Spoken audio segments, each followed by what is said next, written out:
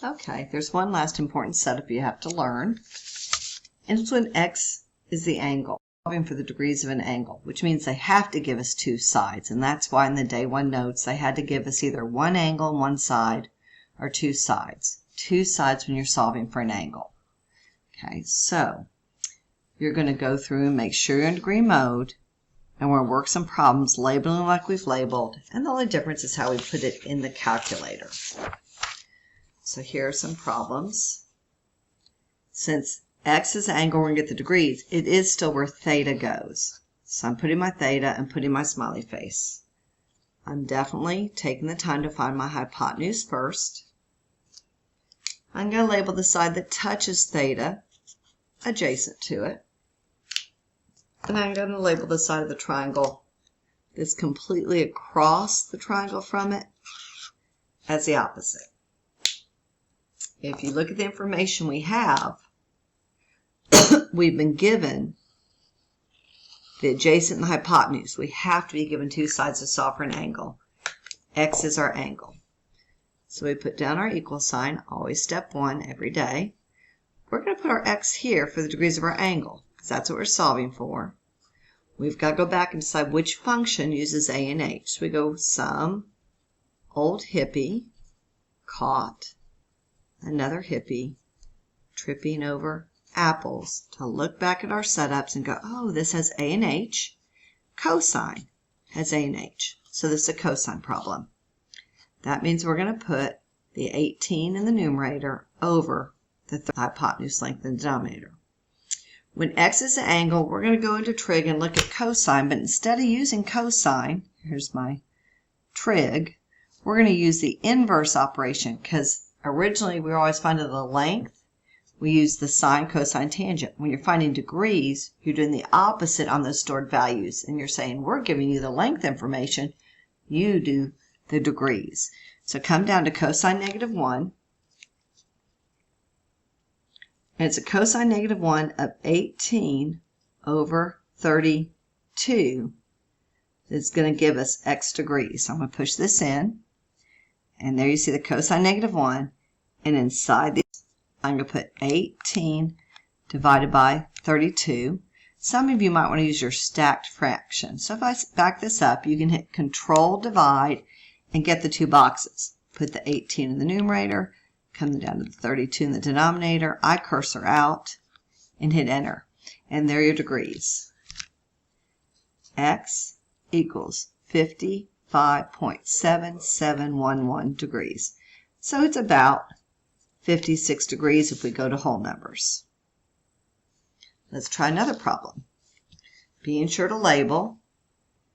Here's our theta, the x we need to find. Here's our hypotenuse, the longest side, which is across from the right triangle. Our adjacent side of our triangle has to touch the theta angle. And our opposite side of our triangle has to be all the way across the triangle from the angle. In this particular problem, they've given us the opposite and the adjacent to use. So if I'm going to set up a problem, it's my equal sign first. To the left goes the degrees I don't know I need to solve for. Since it's O and A I have to use, O and A is a tangent problem. O adjacent goes in the denominator. So in our calculator, we're going to use our inverse function, tangent to the negative 1. We're going to type in our 19 over 36, and that's going to give us the x degrees. So I'm going trig, going to tangent inverse, which is to the negative 1, hitting enter, doing Control Divide to get my stacked fraction, 19 in my numerator, 36 in my denominator, and my answer is x equals 27.8241 degrees, which is about 28 degrees if I was rounding to whole numbers. We have one more problem to do.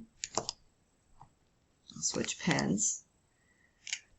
Let's make sure we label our theta angle down here since x is there.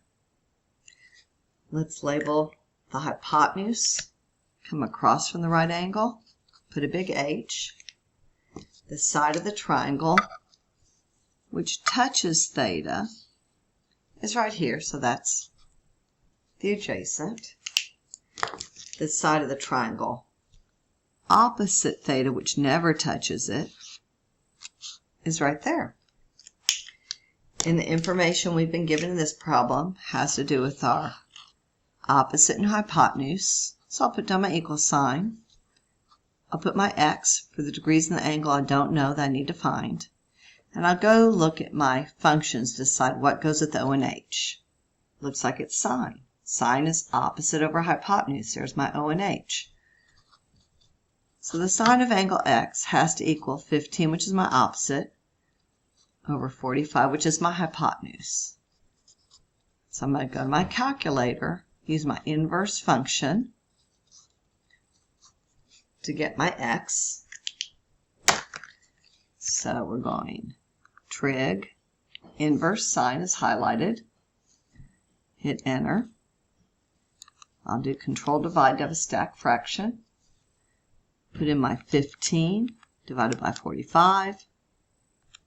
Whoops, it didn't take. I pushed it wrong. So let's just hit the delete button. It's so nice we can do that. Control divide 15 down 45. That looks better. And x equals 19.4712 degrees, which is about 19 degrees.